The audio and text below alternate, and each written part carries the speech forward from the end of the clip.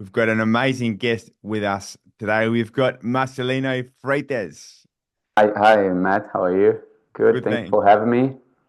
Yeah, thank you for being on rolling through negotiations, brother. And for people that don't know you, can you explain a little bit about yourself?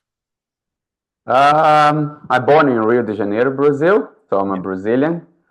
So yeah, I moved to Australia in 2010 to teach Brazilian Jiu Jitsu. That's pretty much what I've been doing all my life since I was 12 years old. Now 42, so been 30 years doing that. And yeah, so that's pretty much me. Awesome. I remember the first time I met you, Marcelino.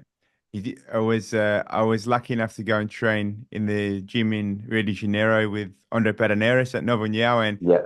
you were a brown belt then. And I remember we came just before the last four championships in Rio. And I saw this guy who was jumping around everywhere, passing everybody's guard, doing handstands. Couldn't speak any English. And I asked you, can we train? And that was the first experience of not knowing anything on jiu-jitsu because you were just like a magician, handstand passing and doing amazing things from every angle. And then Uh, many years later, you speak perfect English. You have a nah, gym nah. in Australia. But also, I think it's amazing as well because something I see in you, and we are saying about this before as well. First of all, if you look on the BJJ Heroes website, which is in itself a really cool thing, because from what I understand from BJJ Heroes, only it's a place where the elite, the best jiu-jitsu guys get recognized on BJJ Heroes, and you're on there with your son with Marcelo when he was very young, and that also shows the values of that you hold and what's important to you because family's something that's very important to you as well, right? Yes, yes. I'm coming from a big family. Yeah. So my mom had nine kids. So I'm the youngest. So I always have a, family for me. We always have a it's important to be around family because at the end of the day, that's where you are, you know what I mean? Or true of your family. And yeah, so we were always very close and I never shared this before, but for be the last kid of nine, Mm. and then my mom, she was quite old when she had me, you know what I mean? So, and before that, she had like eight kids, and then at a gap, almost 10 years gap. And then when I grew up, I was not very close to my dad. Now, I'm not say very close because my dad was a little bit more old. He had like eight kids before. More because of the age. So I didn't feel that. Not Yeah. his fault. Again, not his fault. I'm not blaming him. He Yeah. was amazing. So all my brothers and sister, it love him and they're very proud of the man he was. Mm. But during that time, I didn't get that because of more of his age. And then I understand that. Mm. And then with my son, I try to be as close as possible because soon, like next month, he's 10. And it's that age they starting not move away from you, but starting yeah. And then I think that the young years is that way you remember, me as a kid, as a parent too, so yeah, that photo it's a cool photo, and yeah. So I think one of my students changed. I don't Mm. remember who did that, but yeah, it's there now forever. Yeah, and it must be an amazing experience growing up in a family of nine kids and Yeah, with I such a have big age gap. nieces and nephews same age and older than me. Yeah. So like I was playing for my nieces and nephews, they call me uncle. I'm joking. They never did that, but like it's supposed to call me uncle. So at the moment you have one child, No, I have a two. I two? have a one boy, Yeah. Marcelo. He's turning 10 next month, and I have a Isabel. She's 6 years old. Yeah, Yeah, so two awesome. kids. And so do you feel like this is a question I'd love to hear your insight on because most people listening didn't grow up in a family of 9 kids, and Mm. you can look at that and put a contrast with your family you have at the moment, having a boy and a girl. That your own family is a more standard family that people are going to expect these days. When you look at the family of 9 kids and the way that you grew up and your own family now, what, how does that change the understanding of what family is all about? Um, I think the time is different now. You know what I mean? Mm. I think I think in Brazil it's still the same. Like people sometimes can have a kids very young. You know what I mean? I think when I moved to Australia, I understand people have a day priorities. Like you know what I mean? Like they finish school, they get a job, they work in their job, save some money, and then when they get some money, they put a through the to buy a property, Mm. and eventually find their love. Or if Yeah. they already have their love, they travel, and then they decide to have a kids a little bit late. You know what I mean? And then when you have a one kid, and I think when you have a young, I think you can have a more kids. I think when the more you get old, it can be a little bit more challenge.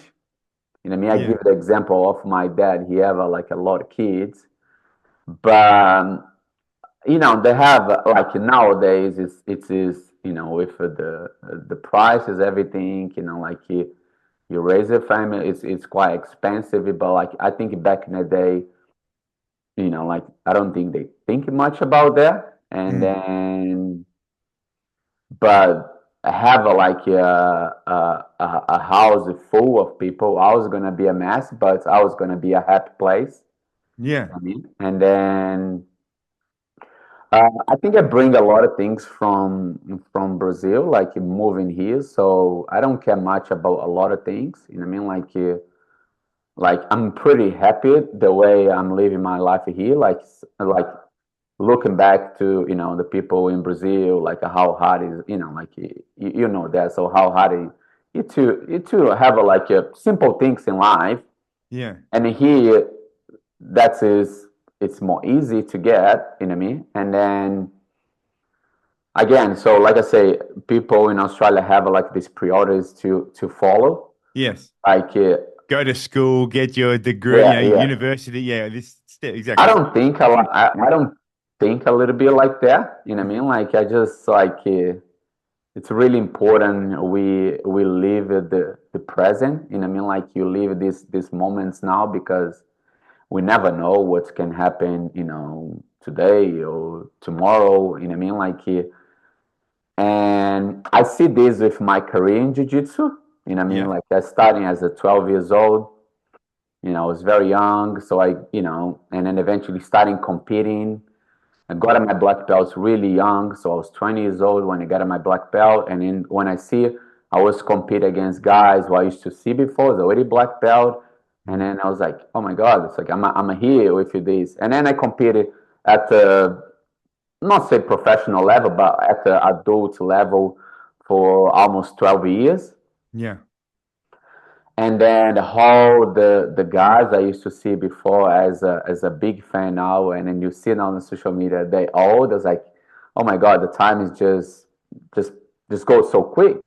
Yeah. And it influenced me. It's like now I've been competing as a masters, you know what I mean? Like because is any sports like it's when you're young is different. We had a good example on the boxing on the weekend, but you A know what I good mean? example, maybe this is the Mike Tyson and Jake Paul fight you're talking about. Yeah, yeah. You know what Yeah. I mean? You see, it's like it's a young man sport. You know what I mean? Yeah. Doesn't matter who you are, and then you can see how the time is like. And I see nowadays, like, oh my God, the time is just flies. You know what I mean?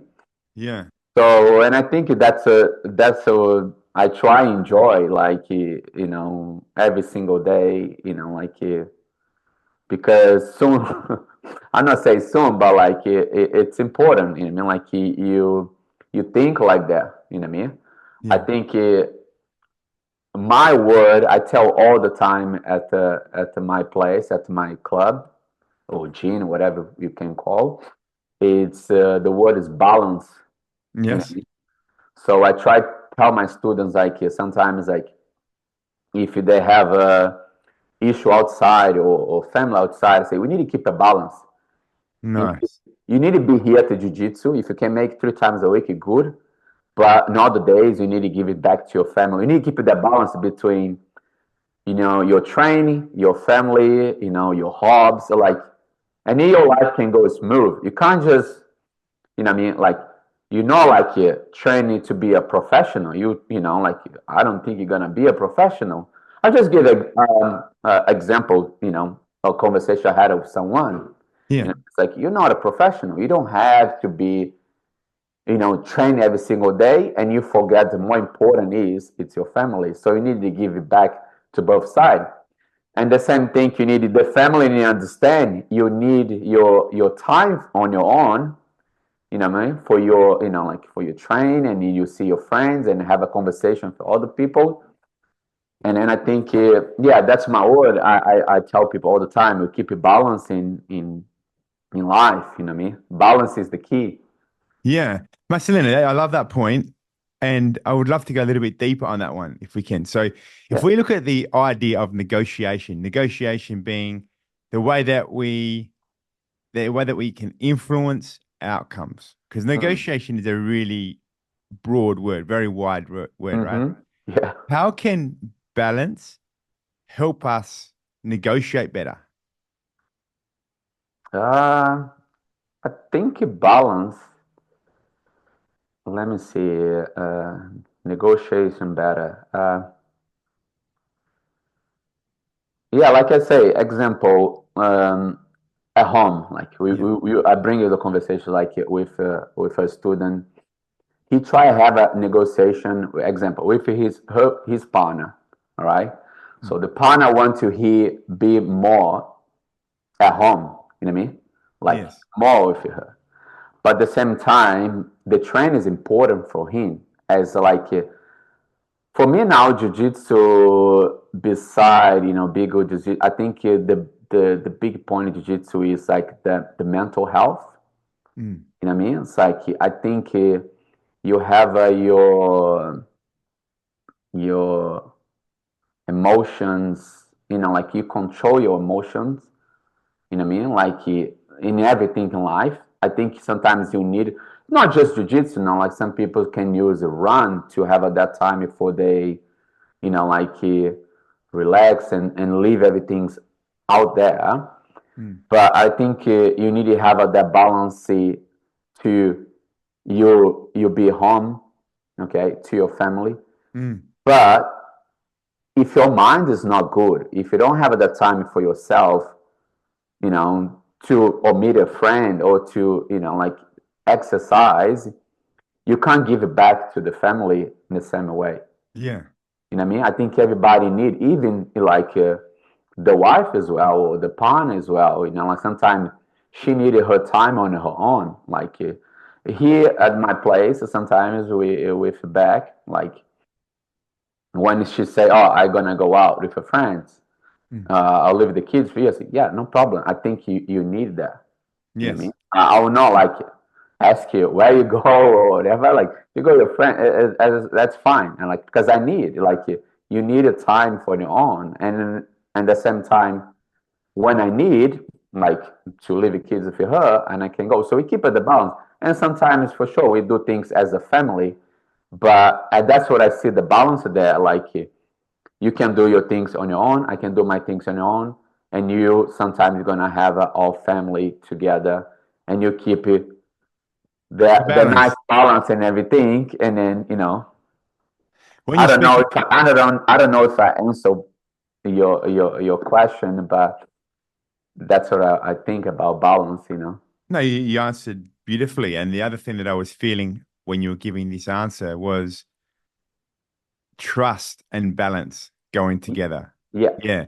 So I was even thinking, right? So when I introduced you and we were saying earlier when we first connected today and people listening heard when I said the first time I met you, you were doing these amazing handstand passes. So having amazing balance in the air. Yeah. And you were doing these acrobatic techniques that a lot of jiu-jitsu people don't do. And so there's obviously a lot of balance to be able to keep this position in the air, the handstand in the air, to find your angle, to land properly. And there must be trust in the movement, trust in the Mm. process. So yeah, as you were sharing this, I was thinking about that Yeah, your it's a funny jiu-jitsu thing growing up. about this technique. So this year I compete 4 times, 4 different Yes. tournaments, and I was able to use it in every single tournament, Oh, the same yeah. technique. And Is this your everybody, like, favorite? even when I teach a seminar sometimes or go somewhere, everybody asking me about the technique. Yeah. But to trust the technique, you know what I mean? I Yes. craft the technique so I did it so much. You know what I Yes. mean? Since a young age. You know what I mean? Like that's the thing people sometimes don't understand. Like people go to jiu-jitsu, you know what I mean? Like you've been to jiu-jitsu so many years. You know how challenging it is. But it's a good challenge, Mm, because they don't give anything easy for you. mm, You know what I mean? Like you yes. say, like you don't need it. Like you can be like so muscle, so strong, but but if you don't use the right technique, okay, not gonna work. You know what I mean? Yeah. So, and then I enjoy this in jiu-jitsu because when I want to learn something new, like I must to try.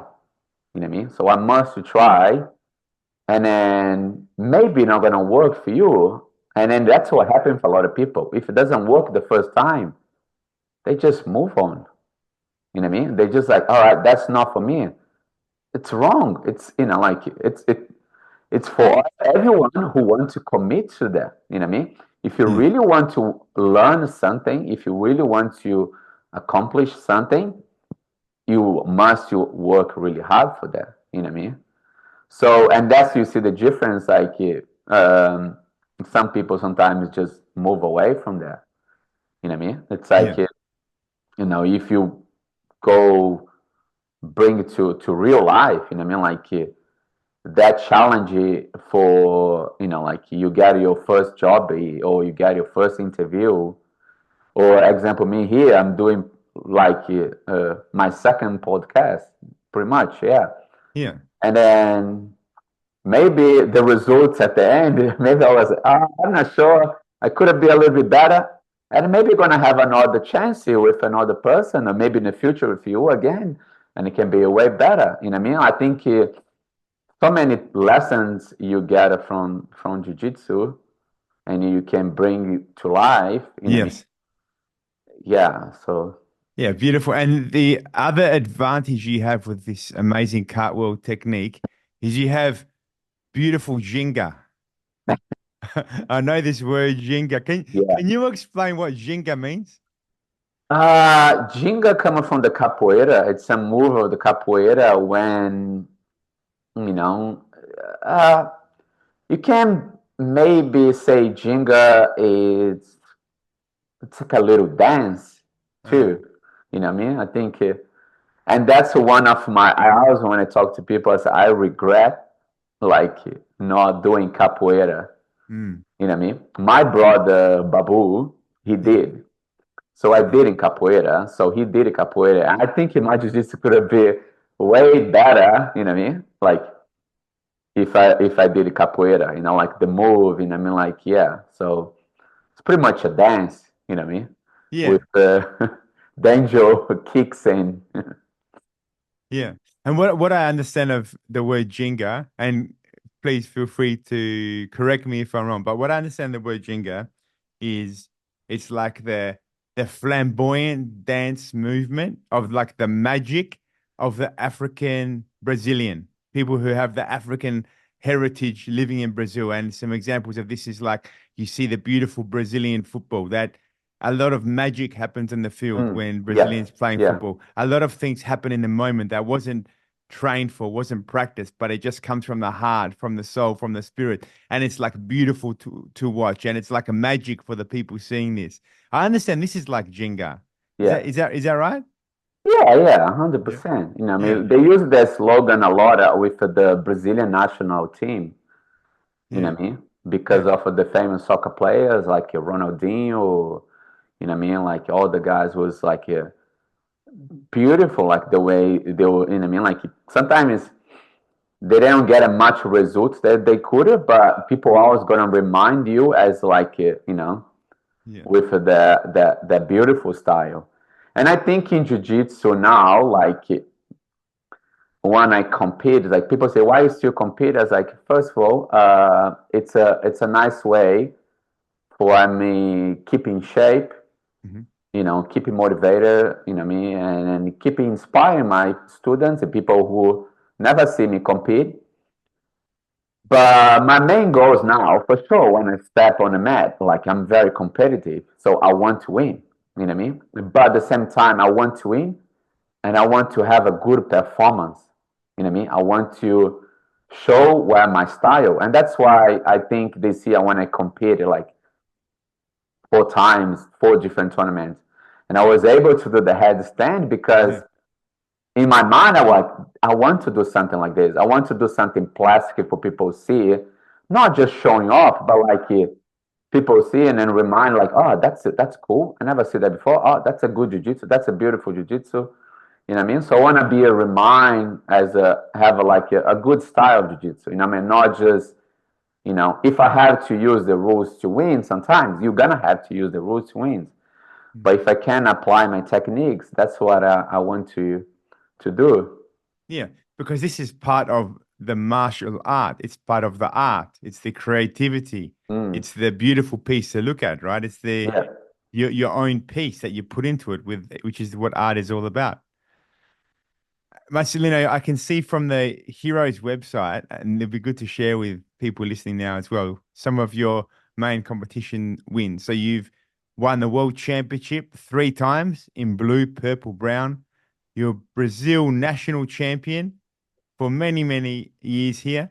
Mm-hmm. Brazilian national team champion, Pan American champion, I know Pan plus America got second place. Pan American second place Yeah, just 2010. Yeah. So and obviously a lot more since then as well. What's interesting is when you look at the years, a lot of this as well. I think it's like yeah, the last one here on the Heroes website, Pan American second place 2010, which also I think shows the way that your life coming to Australia and the balance you speak about, because after this time you probably then become more balanced into your family priorities as well. So, but I was wondering, Marcelino, how did you start BJJ? What got you onto the mat to begin with in your very first days? that's a good question. I'd like to share. A lot of people asking me how I started. So I grew up in Rio, beautiful city. You've been there. I don't Yes. know how many times you've been there, but it's a beautiful city. It's amazing place. Carioca. Yeah, Yeah. Carioca. And I grew up in the hills in the community. Yes. Some people can call favela, but we call Morro Hill. And so, yeah, it was a nice community. So I was, playing outside with my friends, and my hobbies was always climb a tree and pick fruits from the tree. I used to Yes. wake up in the morning sometimes, and then see like and jump into people's backyard, and and get like some mangoes and everything. So I play a little bit of soccer as every kid in Brazil play, but I didn't have the talent. I know how to kick a ball and everything, but I didn't have the talent. We had a like amazing friends who was beautiful, soccer, and then my old brother, one of not my old brother, but my brother Babu. Hmm.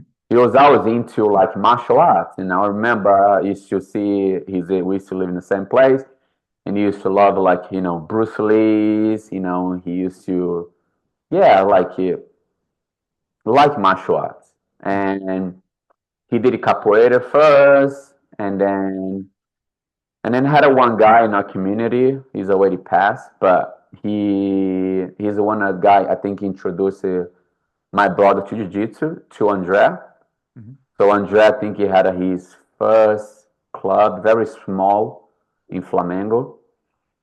and my brother started training for him. And then during that time, a couple of my friends from the community, they started training too.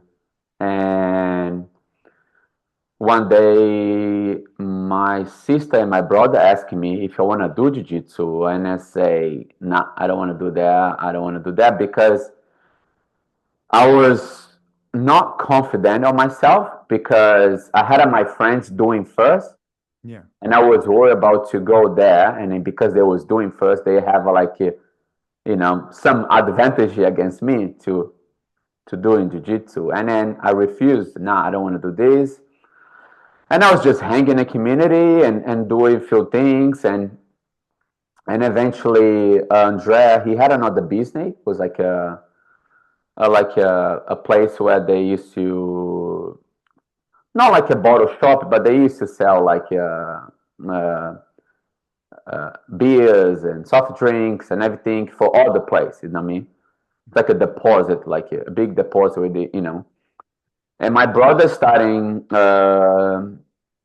work for him there, and I was in a community, and I want to make money, 11 years old. I wanna do something. I wanna work. Doesn't matter. I wanna. And eventually, I started going with my brother to work this place. Yeah. And then every night when you finish, when they close the place, the gym was just across the road. That corner, Mm. and where the old gym, you know what I mean? Where I think you went there. Oh, you're in the same location. Yeah, it's the same location, but the gym was on the other side, and eventually they moved it to the other side of where you went. Mm. So, and then when you finish the place, when they closed down the doors, and we used to go to the gym, and I used to sitting there and then watching the training. And you know how jiu-jitsu gyms is, the vibe. I think that's why we have a beautiful in clubs is the vibe we have there. You know what I mean? Yeah.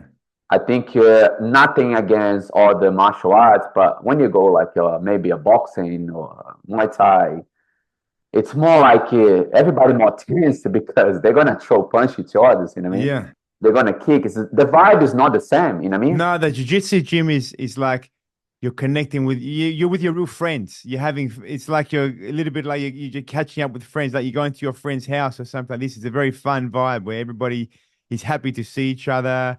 Yeah, you just Yeah, really everyone's really friends. So it's just like you're just going to your friend's house, connecting, getting it together. Yeah, it's such a beautiful yeah, vibe. yeah, 100%. Yeah. And then I was going like for maybe 1 or 2 months every night. I used to go just to hang out because I like the vibe. Mm. And I eventually had one guy. His name is Sabara. Sabara. I don't know if you met him. He used to sleep at the gym. He's already passed as well. Mm. And then he gave me a second-hand gi. Mm. He gave me a second-hand gi. He said, "Oh, here. Tomorrow you're gonna start and train." Da da da. And then I say, "Okay." Yeah, nice. And then the next day, I just jump in the class. You know what I mean? So I was I like hang out with at the place and see was not the bad. Give me that confidence to start in jiu-jitsu.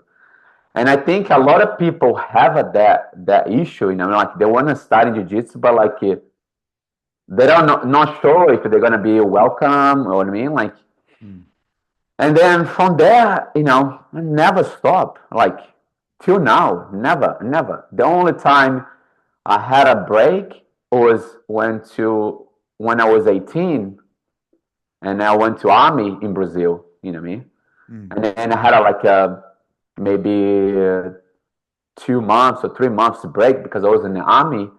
But even when when I was in the army, I was training and try competing. But yeah, so that's my story how I started jiu-jitsu.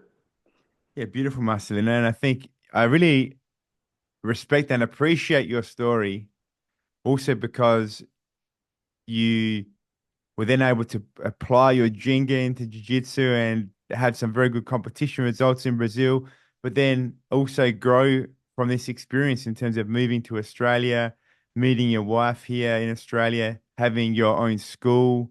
And your brother Babu, he lives in Australia too now, is that right? Yeah, yeah. Yeah, So how beautiful is that? That's fantastic. yeah, no, Yeah, I could imagine. Yeah, so yeah, he came here almost 2 years ago. Yeah, I think it's 2 years or close to 2 years. yeah, And then he been working for two clubs, and my brother, he's a beautiful man. Like everybody loves him, everybody's happy with him. He don't talk much, but people just happy to have him, and he's like I think he was the more highest black belt now in Australia, mm, because when he came here, he was already 6th degree black belt. That's wow, a lot of years. So yeah, I think now they have like maybe him and other maybe two, three people, maybe 6th degree. You yeah. know what I mean? In Australia, so he's on the highest now here. I remember Babu because when I went to Brazil and we train the school that you were training at, that I was lucky enough to train at for a little while, it being Novo União Yeah. with Coach Andre Pederneiras and Jose Aldo for the Mm. UFC fans was training the same gym. Yeah. And I think it was upstairs was the gym or downstairs was the gym. One area was the gym like a muscle gym, weightlifting Yeah. gym Yeah. area. And the Hmm. other area they had some yoga, they had a lot of different things. Plus they had the jiu-jitsu. But I remember your brother Babu was working also in the weights area. Yeah. Yeah. Yeah. And he That's helped recent. me. Yeah. Yeah, So he yeah, yeah, and I he got to become meet like him, a and he's a personal wonderful trainer. man as well. Maybe one day I got to ask Babu if he wants to come onto the Rolling Through Negotiations podcast and see. But he could already speak English when he was in Brazil as well, a little bit, right? Uh, he always my brother is very intelligent. I was not liking him. I mean, Yeah. so I dropped to school, and but I coming back and finish. But he did his uni, and then he become like like a personal trainer. He's out studying, reading books. Like I'm Yeah. happy because my son's like that. My son now destroy like 500 page books in like in a week, and Oh, like fantastic. so I was like yeah, it's not like he's dead, but yeah. Does Babu have the same level of Jenga as you have, Marcelino? uh, I don't know. A different style. We're a different Yeah. style. Yeah. Because Yeah, something but like you're speaking now, something that I wonder about is like maybe one person has the gift of being able to really read the book and understand the book. And this takes a lot of discipline, hard work, but maybe this same person is less likely to have the gift of the Jenga. I mm, wonder if it's like one or the other. You get this natural creation of Jenga or you get the book. You can't have both. yeah. Maybe it's like that. Who knows? Yeah. And I appreciate how you spoke about as well how you grew up in the environment of the community of the Hmm. favela, which is what's called in Brazil. And I I remember one time I'll share this story. I a couple of times I went to favela, but one time in particular when I was in Brazil, I remember I went to spend some time with a friend who was living in Salvador. And Hmm. he was saying, like, come to Salvador, come to Salvador. I've got an apartment organized for you. It's going to be fun, And so I went over to Salvador. I was young in my early 20s. And I was spending time with his friend. But then also what happened was he was working a lot.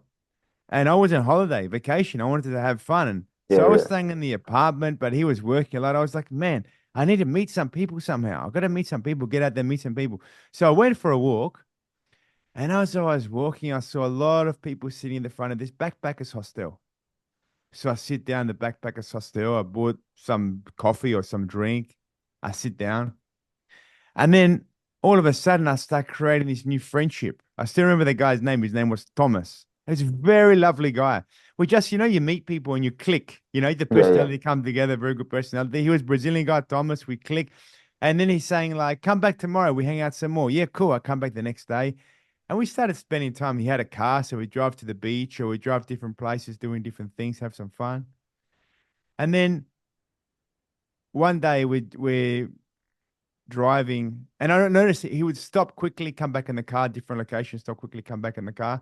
And then one day we went. to a favela up a big hill, and he left me with a friend. He said, "Stay with my friend. It'll be all right. Stay here. I gotta go do something." Yeah, what are you gonna do? Don't worry, I'll be back. Just with my friend. All right, man. I stay with your friend, but his friend walk off a couple of minutes later. So then I'm standing there myself in the middle of a favela. Then all of a sudden, this really big guy with one of the most fat stomach I ever seen in my life come towards me, but he had two guns, one gun in each side of his pants. And he come to me saying something very casual in Portuguese. And I'm like, I didn't understand. So I give him a blank look, trying to work out what he's saying, you know. I realized this moment here, I better be smart because he's got two guns. I'm Yeah, not in yeah. the best place. I better, something's going on. And I'm trying to think what he's saying. Because I didn't answer quickly, then he's raised his voice. Well, say, yell at me in Portuguese, right?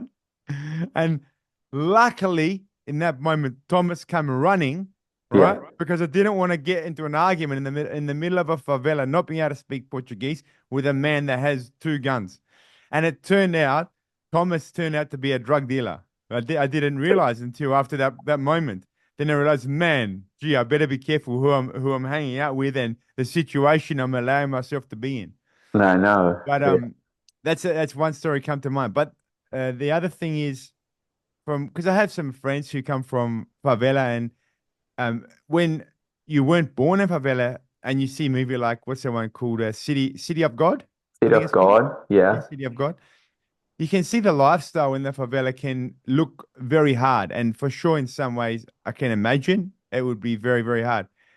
But there would also be a lot of beautiful parts about Mhm. being from the favela as well. I It is. I It was is. wondering, can you explain some of the beautiful parts that exist when you belong as part of favela? What's some of the beautiful Um, I think my childhood, like grow up there, was full of stories. You know what I mean? Like and friendships and like I know you see nowadays. Like uh, we like I saw the lifestyle in here in Australia. Like you see kids they finish school, all right, and the parents must keep they busy. You know what I mean? Mm, Like, and then sometimes they have a parents who put the kids doing like 3 or 4 different sports. mm, It's like nothing against of that, but like I'll keep a balance again. The balance word come back. Maybe two, maybe swimming is important because yeah. it's something you need.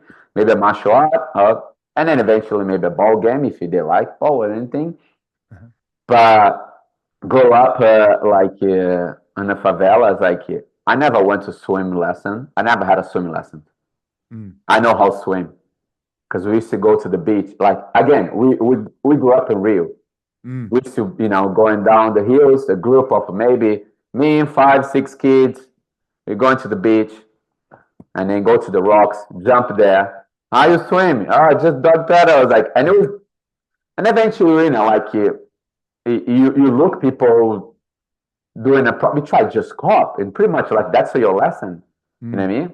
So every time I used to open the door, someone is outside, and we start and talk, and eventually somebody coming. And then yeah, like you just become a more street smart. I don't know if it's a nice word. Street smart. Does Yeah, that yeah. Street make smart, good sense? word. Yeah, yeah. You know what I mean? Like you see the dangers, like because you grew up in the environment, you can see these things, like yeah. But I think that's the more positive thing, like the community side of.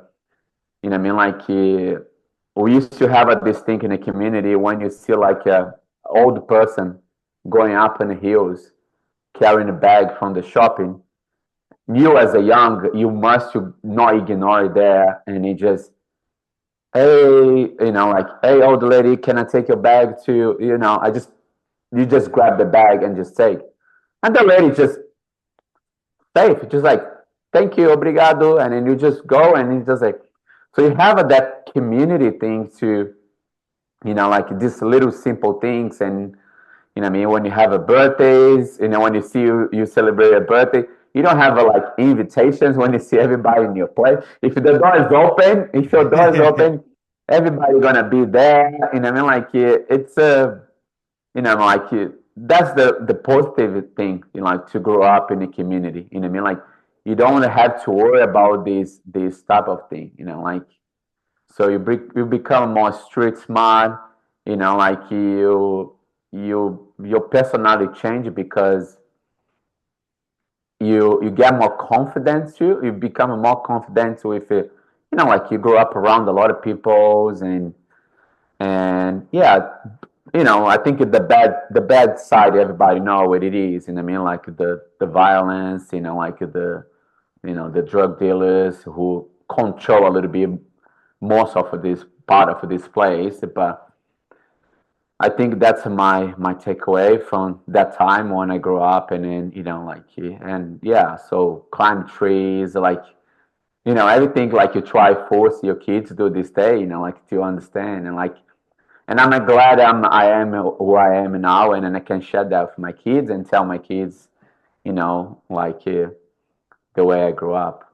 Yeah, beautiful, Marcelino. And a couple of things that I feel as you share this is one is some people who live in the general Western world, go to school, do your 3, 4 sports you're saying about, encourage your kids university, start their career, this sort of standard approach that happens a lot in the Western world.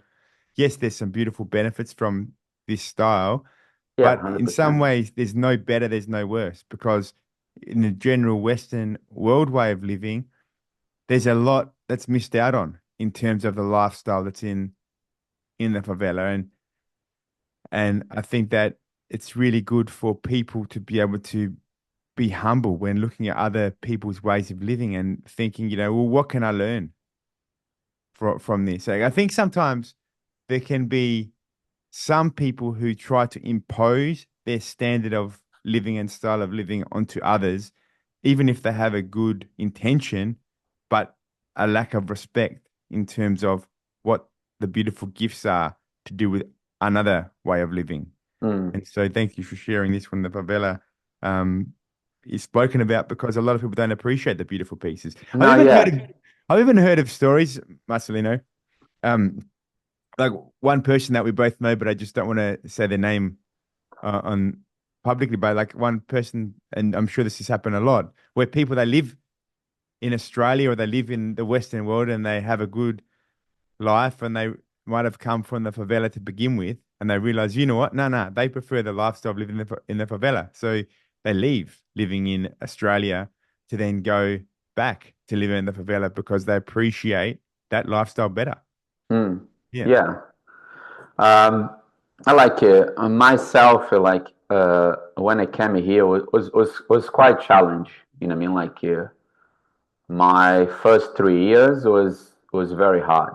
You know what I mean? Like to adapt to like understand the culture. You know what I mean? And that's the thing. When I move here, like I understand where I come from, but now I live in a different place, so I have to adapt. Mm. And that's something like we learn every day with jiu-jitsu, what I mean, to adapt to different situations, what I mean. So you hurt like something on your body, but you can still train. You just have to adapt and not use it there, and then when I came here, uh, I found like the culture changes a lot, what I mean, like because sometimes like okay, I did that joke in Brazil, I make the same joke here and it's here, and then like people just look you different. It's like because for them it doesn't make sense, Mm. and then you learn this type of things, like you learn like I think if you walk in a group of people in Brazil, okay, so Yes. you're there in a group of people, I know you, Matt, so I go there. And then hi Matt, and then you're gonna start introducing me to all peoples around you, Mm. right? Yes. So here I notice when you go like another day, like I saw some guy, he was in the group, and then like I talked to him, and he have a lot of people, but he don't introduce myself to his friend, or not because he don't want it, but it's the culture. You know what I mean? Mm.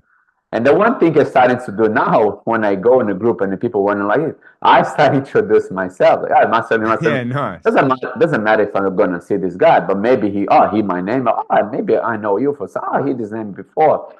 But yeah, it's like it's very hard sometimes when people move to a place. You know what I mean? Like my advice I give it to people when they move it to, like, make sure you need to understand what's your goals. You know what I mean? Like, you need to understand, like, what you leave behind. You continue there, but you need to understand what's your goal when you move here, or not just here, or in another country. You know what I mean? Like, so you understand your first priority. Like, so when I come here was because my coach Andres sent me here, and then he say, I've been in Australia. It's a good place. You should go there. The quality of life, it's good. It's gonna be good for you. Mm. And then you have like this negotiation to, like, all right, what are gonna get there, and so when I come here, because I trust him, we had a Mm. distrust because he since young age. So if he's sending me here because he wanted me, he had a better life, or a different, you know what I mean? Because in his mind, he have like so many talents and a lot of guys similar to me there, you know what I mean? Mm. But not everyone gonna have opportunity one day to leave you with jiu-jitsu. You know what I mean? It's not like you're gonna find a place for everyone, like, you know what I mean? And then if you can, like, little by little find opportunity for someone, for this guy, he'll be happy, and then he's like, for him it's like he's starting, um, what I can say, not making his life more easy there, because I'll last one Marcelino here, but like he understand, if I'm stay there, I'm not gonna have the same opportunity as I have here. Yes. So, and then when I came here, and I was like, I had hours days in my mind, you know what I mean? Like, I was like, it doesn't matter, it's hard now, but eventually things gonna get better. Things gonna get better. Like, things are gonna get better. You know, and then that's something I try hours to share with my students, and I think I have you'll be around a lot of jiu-jitsu instructors or coach or whatever, professors. People call different names, but I think our mission, it's more than teach people jiu-jitsu. You know Mm. what I mean? I think our mission is to, like I say, the mental aspect is very important. You know what I mean? Mm. Like, I think the jiu-jitsu gonna be consequence. You know what I mean? Like, but if you can create like a, a nice environment where people can come, and then they can have that place as like a happy place, you know what I mean? Like a place where they're gonna get their friends, you know what I mean? Like, and they can share their stories, they can make connections. And I think I think that's the mission, and eventually jiu-jitsu come along. You know what I Yes. mean? Like, you're gonna learn jiu-jitsu, you're gonna train, you're gonna do an exercise, you're gonna sweat, you're gonna be fit, you're gonna be health. But I think if you don't have a good mind, you know what I mean? Like, like, all the things, it doesn't make sense. You know what I mean? Yes. I think everything is starting from from our brain or mind. You know what I mean? And Absolutely. and then whole these 3 years when I came here, the whole hard time I came, like, no, I'm not saying like for some people this is not can be a hard time. Like, we have a worst thing in the world happen, but sometimes you do not think about. You know what I mean? Like, we just see all problem now, and sometimes when you see all problems are not actually a problem. You know what I mean? So Yes. all problem can fix it sometimes in a few days, or weeks or month. You know what I mean? But I try always to share like this story with my students when people have like been having a hard time, you know what I mean, like with different things, you know what I mean? Yes. Yes. Sometimes have a young guys, like teenager guys, like I say, teenager, like I say, 18s, or like you know, they have their first love, they have their first breakup, and they just sad, and it's like, man, don't worry, you know, things gonna, you know, like we try always share, you know, like our story and like our experience, you know what I mean? Mm. And then have a, you know, a whole type of issues people sometimes can have, and I think with the experience I have, and in the experience in life where I come from, maybe I can share a little bit and help a little bit with the situation at the moment, you know. Yeah. And I Sorry, think we've that, been talk a lot. I don't know if I changed the subject or if I just went no, to different perfect. ways, but We just adapt. Whichever way you yeah, go, Marcelino, we adapt. yeah, And exactly. but it's really good the situation you explained. Um, because for sure, some people, yeah, there is people in the world with bigger challenges than moving to a new city, for example. But if you think about it, you weren't happy when you first come to Australia. You then adapt, you grow, and you build a beautiful life from here. And I think that that's something that's really important for people to remember because when you are adapting, it means that there is going to be a little bit of time, who knows how long for, but a time of going down in your feeling in your experience, not going to feel the most positive as an experience. It won't feel like the most enjoyable, blissful experience. Because if you didn't have a little bit of negativity or a setback or some experience that you didn't like too much, then there wouldn't be any reason to adapt. And so Mm-hmm. even we think about this in jiu-jitsu, for example, I have a like many people do in jiu-jitsu, you have an injury.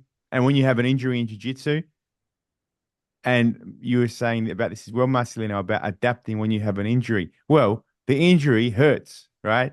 And also, it's not very comfortable to have to change your game, to not be doing the things that you like to do and instead look for other ways of doing things.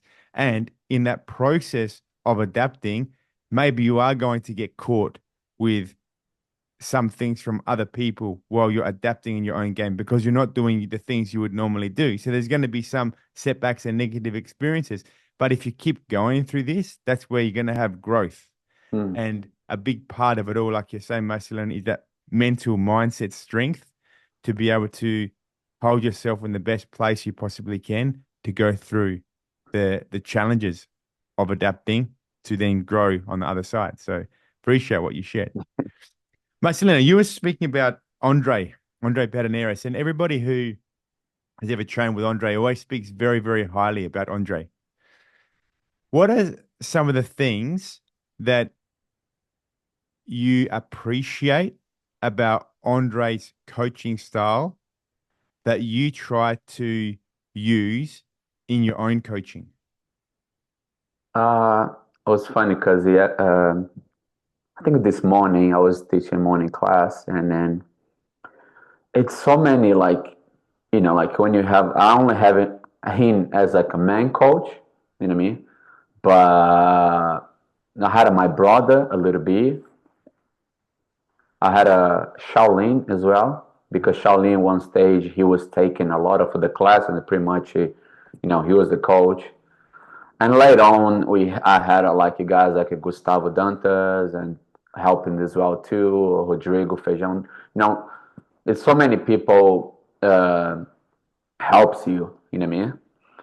And and I understand that. Like at my place now my gym, like I tell my students all the time, like I'm here, okay. I gonna teach you guys a lot of stuff. You guys gonna learn a lot of the stuff from me. But at the same time, you guys gonna learn a lot from my students around me. Yeah. But this only is possible because I'm not just say, yeah, because of me, because I create this environment. You know what I Yes. mean? So I think Andrea, like what I can say for Andrea, he created a nice environment where, at the end of the day, he's the main guy. If you have to say something, everybody have to respect and listen him. Yes. But he create this environment where he make a lot of, you know, like beautiful people where, you know, they share the same way Andrea had his open mind to share too. You know what I mean? And then he was a guy with no ego. Is a guy, like he wants to see the students succeed. You know what I mean? Yes. He go in a competition. He gonna yell at you like crazy. That's one thing I'm not like him. I don't like yell like crazy, but he have the passion. You know what I mean? Like that's my student. I'll do everything for him. I'll defend him. You know what I mean? Like, but it's so many qualities like I got from him. You know what I mean? Like, but I like that, like the environment. So you create environment. So it's not easy. You create a nice environment. You know what I mean? Because you have a jiu-jitsu club. Like you deal with so many different personalities. You know what I mean? And martial arts, like if you have a big ego, it's like it's pretty bad. Yes. And a lot of people have a bad ego. You know what I mean? Like, so some people don't realize, like, inside when you're training, we're not competing against each other. You know what I mean? The competition is not against me and you. But at the same time, when I'm training for you, I'm gonna try to do my best to do my techniques. Yes. But I'm not gonna take that too personal. Like sometimes people get offended. Like example, like Matthew got me on okay, that simple submission. He got me in his cross choke. Oh, I can't believe it. Tomorrow I'm gonna get him. Like when I hear that from a student, I just don't like it. You know what I mean? I like, man, bad luck if you got him there. He just teach you a lesson. Can you take some positive from that? Then you try look for revenge. So when people look for revenge in training, it's like, man, that's not the way. So that's when you create a bad environment. That's another people who go to that environment, they're gonna be bad to the environment. And I'm not scared. Example, I'm not scared like to have like a super talent student, okay, super talent student, and then but he's selfish. He's a little bit cocky. He's a little, like all the bad things, but he's amazing. He can give Marcelino a big name because I don't care. Like, or you change or you find another place. Because at the end of the day, people are not gonna remind you from your titles. People is gonna remind you from who you are. Yes. I hear this all the time. Oh, I had this guy, this superstar guy in my gym to a seminar. Oh my God, he's so arrogant. He's so this. Oh, I had this guy. Man, he's amazing. It's like that's what I mean. Yeah. And I think Andrea, like you see, like he create guys like Jose, Shaolin, like so many. Like that's like a big names, like you know what I mean? Like so many good people was there, and then he keep everybody in the same place, in the same roof, and not like that fight of egos. And I mean, like I think that's the main approach I learned from him, and I try keep it to my place, have a good environment. You know what I mean? One Yes. day when you come to Melbourne, you come, you don't need an invitation. You're more than welcome, and you're gonna come to train with me. Thank And you, after the Marcelino. training, you're gonna see that man, people is very nice, and that's what I hear all the time. Yeah. I'm not just making marketing to my place, but that's what I hear when people come train when people come and visit, and people say, "Oh my God, everybody very nice, everybody very welcome, like you." You know what I mean? And Yeah. that's what I want because I'm there when I see something wrong.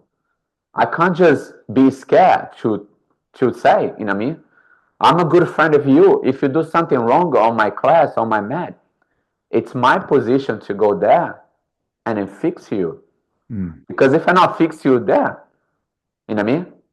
Something can go wrong later on, and something going wrong, you know what I mean? So I had to have the word to not pick a side, okay? We're never gonna pick a side. We're gonna pick to see what's wrong, you know what I mean? With Yes. my values, I needed to choose what's wrong, what's wrong. You know what I mean? Yes. I think this is really important. I think you train, you had like different coaches, and I think you can see this the places you train.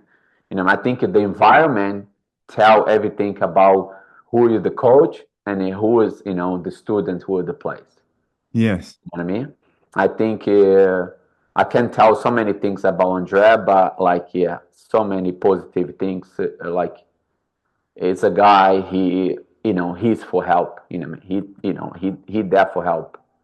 Mm. He like doesn't matter who you are. You know what I mean? Like, that's why he still live in Brazil. You know what I mean?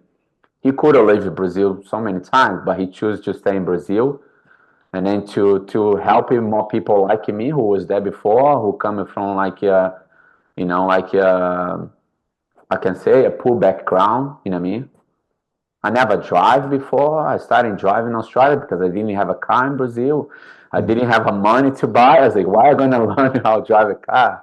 Yeah. And so yeah, so Andrea is like you can see any of the student or any interview when everybody talk about him, he just like he's here. If I can be like 50% what he are, I'll be happy. Yeah. No, beautiful. Yeah, everybody that has ever trained under Andrea always speaks very, very highly of him. And it's probably one of the reasons why he has had so many amazing athletes training under him.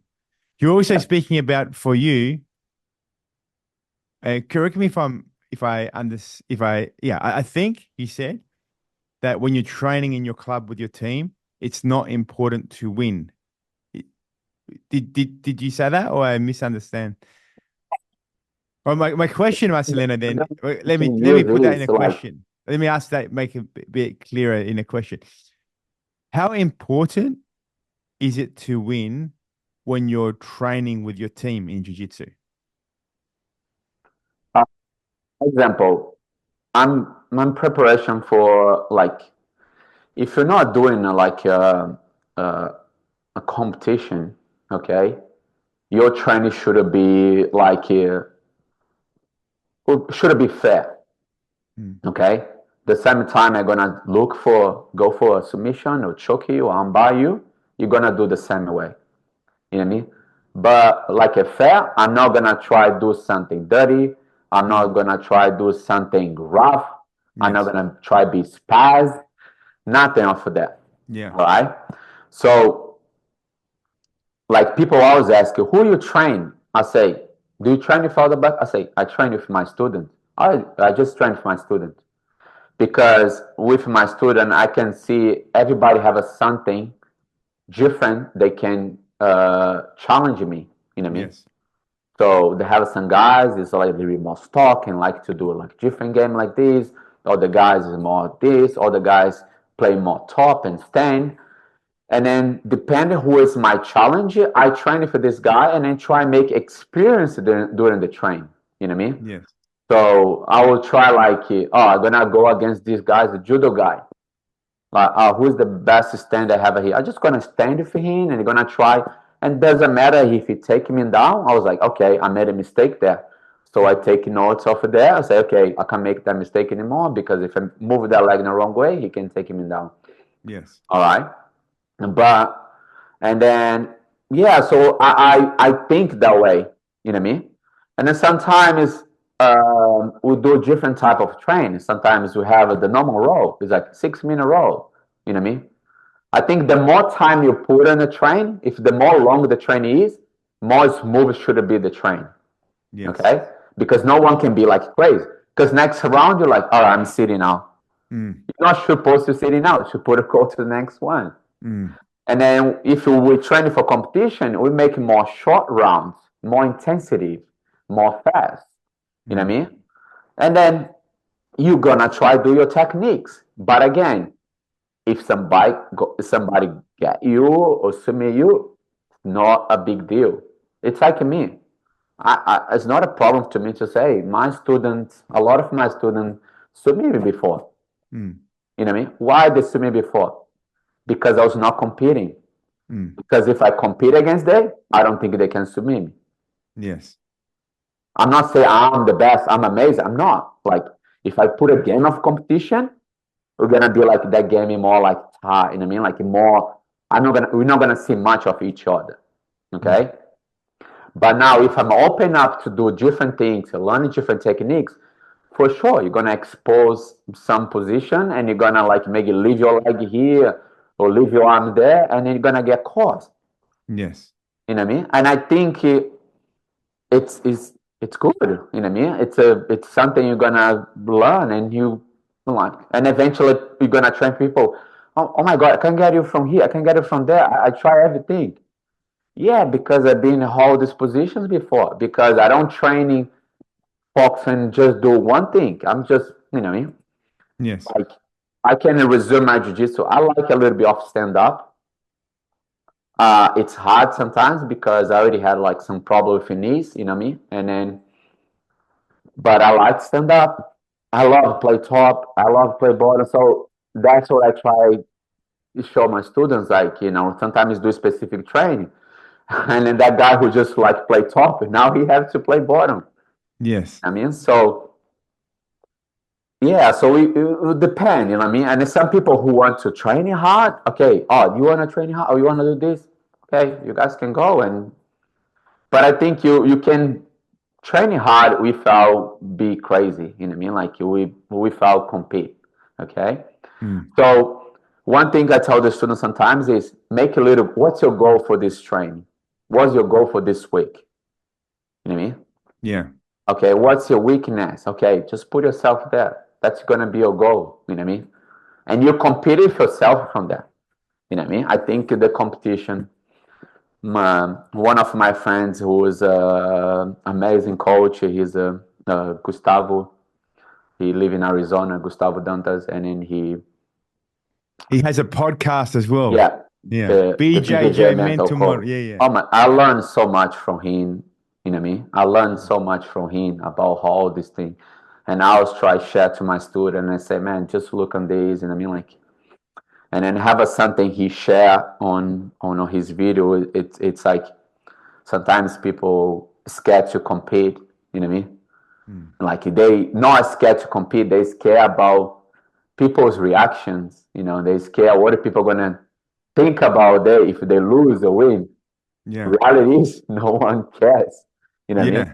They're gonna see, oh, Marcelino won that. Oh, cool. Oh, Marcelino lost that. Oh, you know what I mean? But in your Yes. mind, you're gonna lose that nice. Oh my God, I lost it. That person, they don't even care. Like, you know what I mean? And then when you understand that, you just like, it's just me, you know, the battle against me. You know? 100%.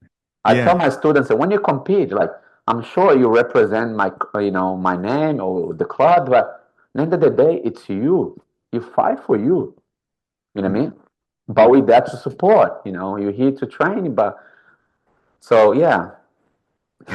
Yeah. And I love what you've just shared. And something practical that I like doing when I'm doing jiu-jitsu that can help people in jiu-jitsu and also in life is this. So I know even sometimes you might it could be a competition, even though I haven't competed for years. Or there could be like a training session, and you know one of the really tough guys wants to come and train with you next, and you know he's going to be hard roll. And maybe you're feeling tired, maybe you're not feeling ready for this, you know. Something that I've learned, it fits in exactly what you're saying, Marcelino, is if I ever find myself looking at somebody or something outside of me, thinking it's difficult or whatever, I deliberately bring myself into myself with my breath and just focus on my breath and focus on being humble. And this attitude, what you're saying, at the end of the day, you win, you lose, doesn't matter. Just breathe, just be comfortable and just flow in the movement, right? Yeah. And flow in the moment. And I've realized and experienced that as soon as I can bring my focus to myself, to my breath, and be humble and accept the win, accept the loss, accept whatever happens, then the whole experience becomes much more enjoyable for everybody, myself and everybody around me. And I think that we can do this in so many places of our life. If we ever feel like there's a challenge, instead of looking at the challenge, even necessarily instead of fighting and resist the challenge, just breathe within ourselves, allow, accept, go through the movement, And by doing this, we can win, we can lose, but definitely we're going to enjoy the whole experience a lot more. Yeah, it's funny. Shaolin, who was one of training partner and coach as well, because he teach most of the class when I was in Brazil too. I learned a lot from him. And then one of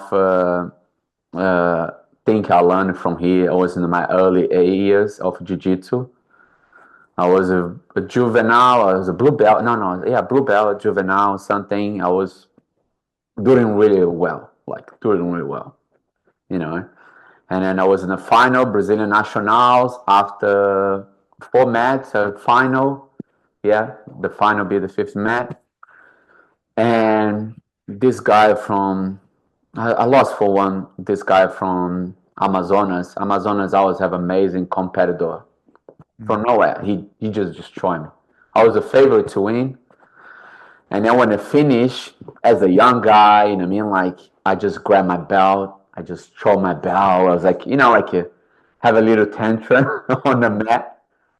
And then he was coaching me there, Shaolin. And then he probably was so embarrassed because he was coaching me. And in the next minute, the guy he was coaching was angry and threw his belt. And then he didn't say nothing at that day. You know what I mean? Yes. So the next day, we back to the gym as always after tournament to train again. And I think, remember, was a friend of everyone. Our friend of, we in Brazil, we didn't care. We're not there. Like back in the day, we're not there sensitive, like, oh, tell me off friend of everyone. I'm crying now. He just tell me off friend of everyone. It's like he was sharing his story when he lost one of his match. And he say, man, when you lose, pick up your stuff. You don't have nothing to say. Don't have nothing to act like this. It's just you pick up your stuff and just go quiet.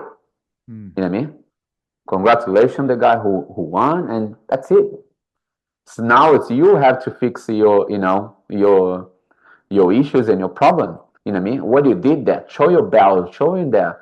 It's so just in like you pretty much tell me I was so disrespectful with everything, with him, with the guy who won and everything. And I was 16 years old.